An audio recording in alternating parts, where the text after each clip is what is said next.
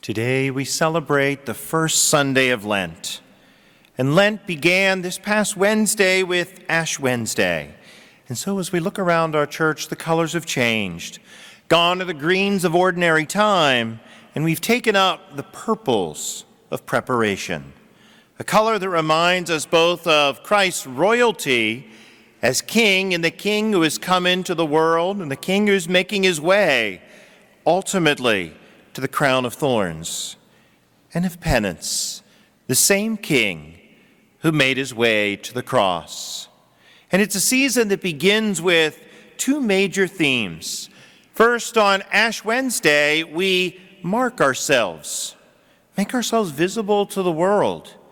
And secondly, what do we all know that we do for Lent? Well, you give something up for Lent. We make a sacrifice for God. Whether that's something that we have chosen to give up for the duration of Lent, or whether it's something we've chosen to do, where we make a sacrifice of time so that we might do some good thing. And it's always amazing to me that when you look around churches on Ash Wednesday, it can be easy to mistake that it's not actually a holy day of obligation. And yet our churches are full. Every year here at St. John's, being downtown, our 12:05 Ash Wednesday Mass is usually the biggest Mass of the year. Sometimes even crowds bigger than Christmas and Easter, simply because there's so many folks working here downtown. And this year was no exception to that. We had just as many people at St. Patrick's at the 6. And years ago, I think we might have been able to say, if I don't get down for Ash Wednesday Mass, then I'll get out somewhere and people will notice I'll be the only one there without ashes on, and they'll look at me and say, well, why didn't you go to church? And yet today, you can count the people with ashes on. It's a lot less common, and so in so many ways, I think it retains more of the real meaning it has. And yes, people notice that we have ashes on our forehead. Sometimes people make jokes about it. People walk up to you and say, hey, I think you got something on your forehead. Hey, I think your face is dirty. Did you forget to wash your face this morning? And they might make snide comments, but they notice. And even when they don't say it, when they notice, we become, each of us, a witness to Christ. When they look at us with those ashes on our foreheads, we have been marked. And so when they see us, they see the church. When they see the church, they see Christ. And how we act shows them what that means, what that looks like. Now, that doesn't mean that we need to be perfect. Of course we're not. But you see, that's the beauty of that symbol of ashes. Because what are ashes but a symbol of public penance? From ancient times, it was this symbol of sitting in sackcloth and ashes to show that we were sorry for our sinfulness, that we wanted to make amends, that we wanted to change and do right. It's a sign that says, I'm not perfect as I am, but I want to do better, and I want to follow him. And so we have to ask ourselves as we begin this Lenten season, if we are marked, and we are that witness that people see, what kind of a witness are we giving?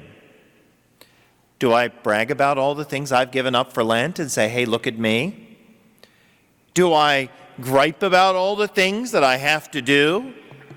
I think my favorite, one time I remember a guy who told me, I think I got this Lent thing all figured out. I'm giving up cigarettes for Lent. And you see, the great thing about giving up cigarettes for Lent is it means nobody else in my family has to give up anything for Lent, because their penance the whole way through Lent is going to be dealing with me when I don't have my cigarettes. No, I mean, maybe it's a good thing to give up, maybe not. But is that the kind of witness we want to give of what it means to be a Christian, what it means to follow Christ? What it means to give things up for Lent? Ultimately, why do we give these things up? We give them up because we want to restrain ourselves, not because God wants to hurt us and we want to hurt ourselves and be mean to ourselves, but because we want to make room for God in our lives. And it's only when we're able to say no to things that are trivial that we're able to say yes to things that really matter. I've talked to so many people who have said to me, I can't wait until I'm retired. I will have so much time to do all the stuff I always wanted to do. And then they tell me exactly the same thing. As soon as they're retired, about 6 months later, they're right back telling me, I thought I was going to have all this free time, and now that I'm retired, I'm busier than I ever was, and I'm always doing everything. Why does that happen? Because when we were working, we had all these things we had to do. And then we had a chance to do other things that we hadn't practiced, the saying no. And when we say no to the things that aren't that important, we're able to make room to say yes to the things that truly matter. And I think that's what we hear in our readings today. We hear this story in the Old Testament of Adam and Eve. They're in the garden. They have everything they need, everything they ever wanted, except they have one rule. Don't touch the fruit of the tree in the middle of the garden. They had what they needed. And what does the serpent offer them? What does the serpent say they're going to get? He offers them absolutely nothing. But he does tempt them. He says, one little bite, you won't die. One little bite won't hurt. God's hiding things from you. There's these other great things that he just didn't want to give you. And anybody who's ever struggled with any kind of addiction understands the danger of that sentence. Just one drink. That's all I want. And I think anyone who's ever dealt with any kind of addiction knows what just one drink turns into. But what's the real issue? The real issue is Adam and Eve were confronted with a choice.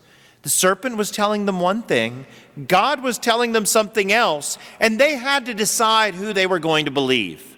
Who were they going to put their trust in? And ultimately, they decided in that moment to put their trust in the serpent. And because they did, they broke relationship with God. And in breaking relationship with God, they sinned. And so we say that humanity fell into original sin, having broken that once perfect relationship with God. And now our journey is to figure out how in this world to choose Christ over the serpent. And so when we hear this story in the gospel, notice how different Jesus' encounter with the serpent is than Adam and Eve's encounter. And how Christ, because he knows who he is and what his mission is able to say no to that same serpent. And I love how the story begins. Jesus was led into the desert where he had fasted for 40 days and 40 nights, and having fasted without food for 40 days and 40 nights, he was hungry. Now, I don't know about you, but if I haven't eaten in 40 days or 40 nights, I'm not sure hungry is the word I would use to describe what I'd be feeling in that moment.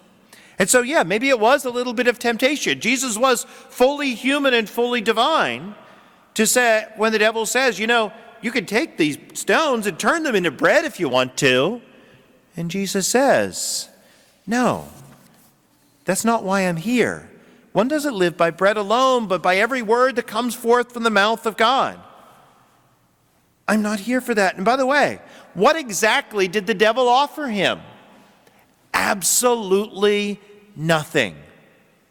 But I always laugh at the other two temptations. And my reaction every time I read them is, seriously? That's the best he could come up with? When he takes him up on the top of the temple and says, if you just throw yourself down, the angels will catch you. Well, let me tell you something. Once or twice, I've managed to climb the little staircase the whole way up to the top of the bell tower here, and I can promise you, when you are looking out for the top of the bell tower, I have absolutely no temptation to jump off. My temptation is to grab hold for dear life to the railing lest I get too close to the edge.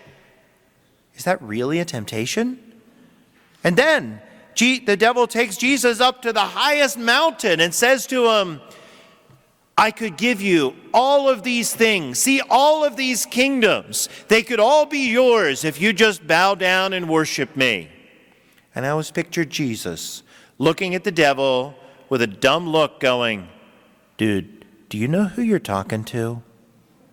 Do you realize I was here when we made all this stuff? Do you realize I was there at the creation of the world? Do you realize I'm already king of the universe? It's already mine. What are you offering me? The devil was offering him absolutely nothing. And yet, Jesus had the eyes to see it. But even if we take his temptations a little more seriously, what's he saying really? But in the first one, people like miracles. If you give them a little bit of a show, then maybe they'll follow you. If I show you all these kingdoms of the world that they've started to follow me because I've tempted them, well then you could have that too. All you have to do, just give the people what they want and they'll follow you. And yet what does Jesus say? That's not why I came here. That's not what I'm about. You see, if we are just coming to Christ to get something because we feel like it's a trade, we're missing the point. Jesus doesn't trade. Jesus offers us a free gift. It's not like he leaves a trail of breadcrumbs, watches us follow like a dog or a cat. Jesus shows us the deepest desires of our hearts. When he does miracles, he never does a miracle just for show. The devil says, if you're the Son of God, prove it. And Jesus says, I don't take orders from you. That's not why I'm here. What Jesus does is so radically different. While we were still sinners, he gave his life for our sins out of love. He offers us a free gift. He loves us before we even know who he is. Before he formed us in the womb, he knew us. And all we have to do is be willing to accept his love. Be willing to be transformed because he wants to change us. We don't worship God because God gets something out of the worship. We don't make sacrifices because God somehow takes the sacrifices and hoards them. We make sacrifices because we need to be capable of saying no to right now so that we can say yes to the one that truly matters. We worship God because we are creatures made in a way that we are called to worship something. And if we worship anything other than that for which we were designed, we're going to find ourselves frustrated. Jesus offers us a free gift, and he allows us the free choice to choose to follow him. As St. Paul said, through the disobedience of one man, Adam, many were made sinners. So, through the obedience of one man, Jesus Christ, the many might become righteous. Jesus shows us the way to the Father, not by offering a deal or a trade, but by offering a free gift if we are willing to accept it.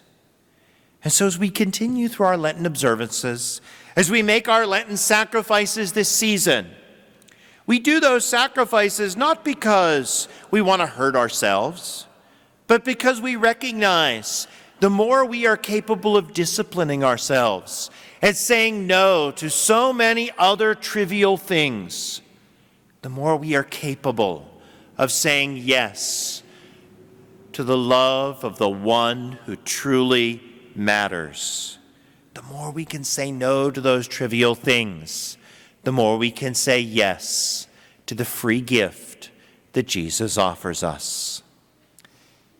Are we prepared really to take these moments, this time, to say no to the things of this world, so that just as Christ said no when he was tempted, because we have our eyes fixed on the things that truly matter, so that when it really counts, we can say yes to him, yes to Christ, so that we can willingly do as he calls and take up our cross and follow him.